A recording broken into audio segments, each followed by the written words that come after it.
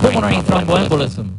This is one of my favorite subjects. As I will show you later, I will present to you adolescents, children, young adults who have succumbed this treatable condition, and the management was not appropriate because clinically it was not suspected and there was a delayed treatment. The true incidence of pulmonary thromboembolism is not known. It is believed that over 650,000 cases occur annually in the United States. It has been the sole cause of death in about 100,000 patients and a major contributor to the death of another 100,000. It appears to be the third most common cause of death and the third most common cause of pulmonary abnormalities at autopsy. Statistics have not changed over the past 30 years.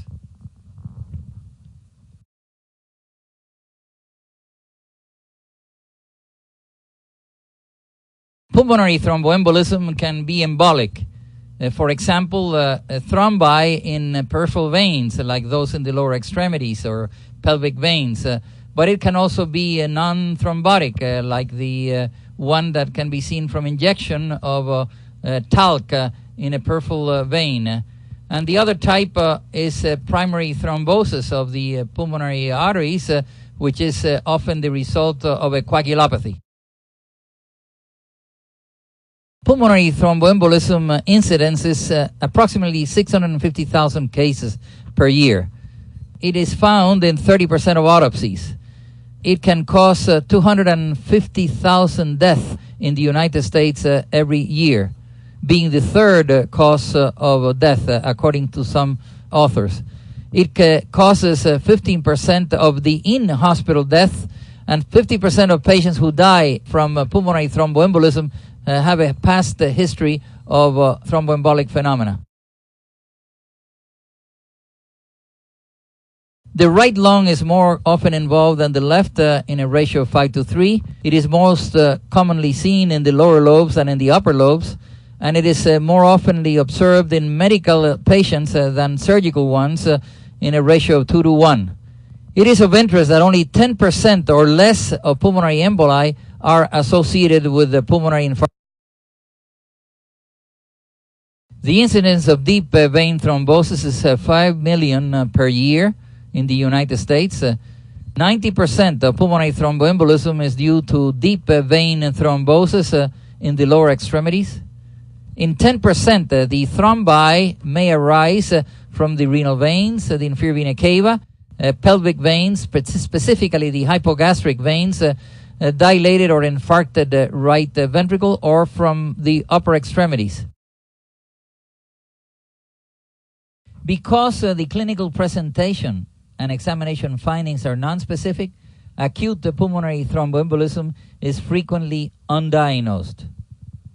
The symptoms of a non-fatal pulmonary embolism include chest pain in 88%, dyspnea in 83%, apprehension in 59%, cough in 53%, hemoptysis in 30%, sweats in 27%, syncope in 13%. The respiratory rate over 16 will be seen in 92%. On auscultation, RALs in 58%, heart rate over 100 in 44%, and slight fever in 37.8 in about 38%. The symptoms of a fatal pulmonary thromboembolism include dyspnea in 59%, syncope 27%, alterations in mental status in 20%, apprehension in 17%, sweats in 9%, pleuritic pain in 8%, arrest in 8%, and cough in 3%. Hemoptysis may be observed in 3% of patients. Respiratory rate over 16 in 66%, heart rate over 100 in 54%, RALs in 42%, temperature greater than 37.8 in 30%, and edema in 20%.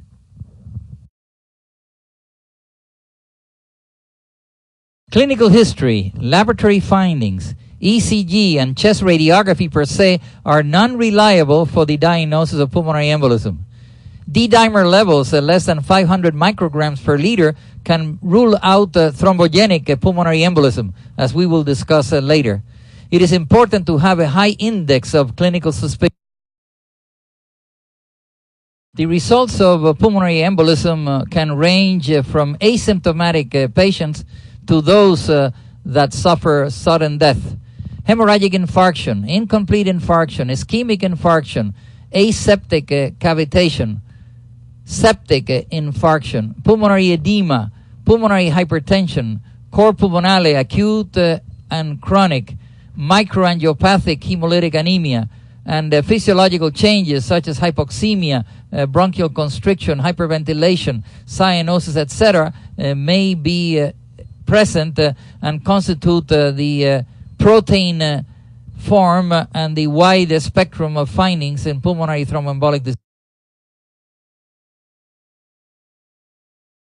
Risk factors for thrombosis include prolonged immobilization, postoperative states, trauma to the pelvis and lower extremities, and that includes surgical fractures and the treatment of some fractures, particularly hip fractures or injury to the lower extremities or pelvis, the use of birth control pills, the use of high doses of estrogens, visceral malignancies, particularly lung, pancreas, gastrointestinal, and genitourinary, any patient over the age of 60, the history of prior thromboembolic phenomena, primary hypercoagulability, pregnancy and early puerperium, obesity, congestive heart failure, surgery that requires more than 30 minutes of anesthesia, and particularly gynecological surgery. Jack Hirsch from Canada has indicated that in 630,000 cases of pulmonary thromboembolism, 89% survive 1 hour after symptoms, and this represents 563,000 individuals. Of these, 71% the diagnosis is not made, and that is about 400,000. And in 29%, the diagnosis is made and treatment instituted. In those in which the diagnosis is not made, 70% survive and 30% may die. In those in which the diagnosis is made and treatment instituted, about 163,000, 92% survive, which is about 150,000, and 8% probably die, which is about 13,000. 11,000 may die within 1 hour, and that represents 67,000 out of 630,000. Another statistic shows that untreated pulmonary thromboembolism, the death rate is 35%, treated with anticoagulants 20%, the death rate from anticoagulants is 2%, and from pulmonary angiography is 1%.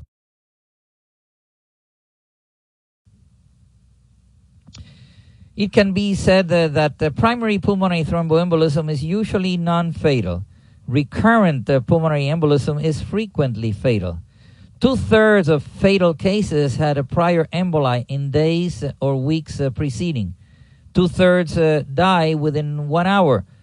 Most of remainder die within several hours. Primary objective is to prevent recurrence. Successful treatment depends on accurate diagnosis, and pulmonary angiography is mandatory before thrombolytic therapy, vena cable interruption, or embolectomy. And now we know that computer tomography and magnetic resonance imaging are competing with pulmonary angiography, and in the future it is possible that non-invasive modalities will replace pulmonary angiography for the diagnosis of pulmonary thromboembolism. Non-thrombogenic causes of pulmonary embolism include air, such as venous injection, barotrauma, penetrating injury. Fat, particularly fractures of long bones.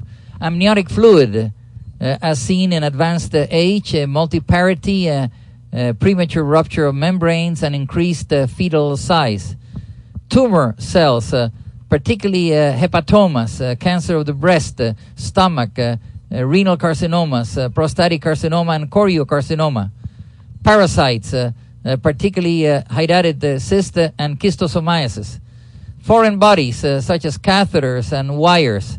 Iodinated oil, particularly following lymphangiography.